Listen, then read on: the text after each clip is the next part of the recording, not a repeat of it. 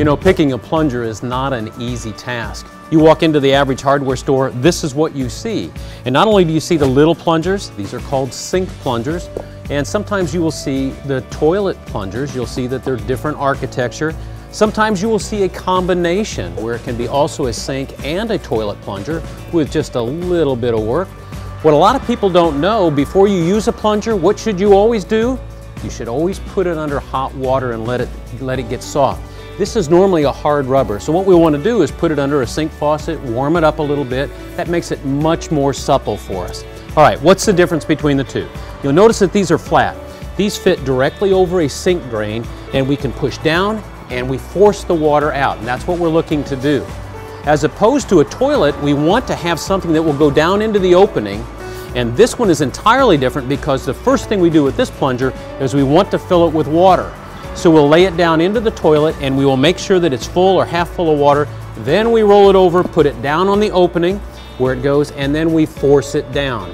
A lot of difference. We want a lot of hydraulic force here. Here we just want to move air up and down to break it loose in a sink or in a lavatory. See the difference? This is flat, fits right over the sink perfectly. This would be for a lavatory.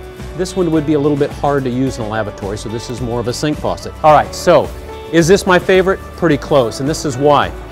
I can fill this with water a lot easier than I can fill this one with water.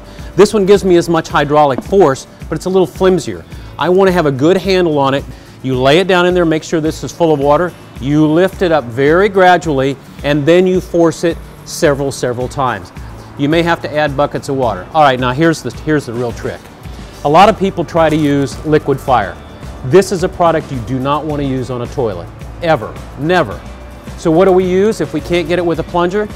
You take hottest water you can find, usually about a gallon. You put about 4 tablespoons of soap into this. Now, what type of soap? Dishwashing soap. You put it in there, you pour it down there, and you let it set for about 10 minutes. And here's why.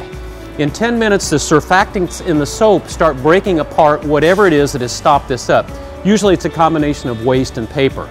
Then you do the same thing again. You lay this down in there, give it a couple quick shots, and then you're done. So remember, steaming hot water, 4 tablespoons of soap, let it set for 10 minutes, and then you never have to use this. There's a reason this comes in a plastic bag, and you do not want to use this. Don't be afraid to call a plumber, but also don't be afraid to try it yourself, because you can do this. And to learn more, go to WIBC 9 to 1 Home and Garden Show right there on 93 WIBC.